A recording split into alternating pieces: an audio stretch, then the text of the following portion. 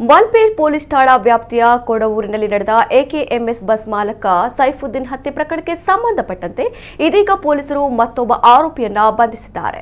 31 ವರ್ಷದ ಮಾಲಿ ಮೊಹಮ್ಮದ್ ಸಿಯಾನ್ ಬಂಧಿತ ಆರೋಪಿ. ಈತನನ್ನ ಡಿಸೆಂಬರ್ 15ರಂದು ಬೆಳಗ್ಗೆ 10:30 ವೇಳೆಗೆ ಎಂಜಿಎಂ ಕಾಲೇಜು ಬಸ್ ನಿಲ್ದಾಣದ ಬಳಿ ಮಲ್ಪೆ ಪೊಲೀಸರು ಬಂಧಿಸಿದ್ದಾರೆ. ಮಲ್ಪೆ ಪೊಲೀಸ್ ಠಾಣೆಯಲ್ಲಿ ಕೊಲೆ ಪ್ರಕರಣಕ್ಕೆ ಸಂಬಂಧಪಟ್ಟಂತೆ ಪ್ರಕರಣ ದಾಖಲಾಗಿದ್ದು, ತನಿಖೆ ನಡೆಸಿದ ಪೊಲೀಸರು ಈಗಾಗಲೇ 4 ಆರೋಪಿಗಳನ್ನು ಬಂಧಿಸಿ ನ್ಯಾಯಾಲಯಕ್ಕೆ ಹಾಜರುಪಡಿಸಿ ಅವರು ನ್ಯಾಯಾಂಗ ಬಂಧನದಲ್ಲಿದ್ದಾರೆ. ಇದೀಗ ಬಂಧಿತ ಮಾಲಿ ಮೊಹಮ್ಮದ್ನಿಂದ ಕೃತ್ಯಕ್ಕೆ ಬಳಸಿದ ಗಾಂಜಾ, ಕಾರು ಹಾಗೂ ಮೊಬೈಲ್ ಫೋನ್ ಅನ್ನು ಪೊಲೀಸರು ವಶಪಡಿಸಿಕೊಂಡಿದ್ದಾರೆ.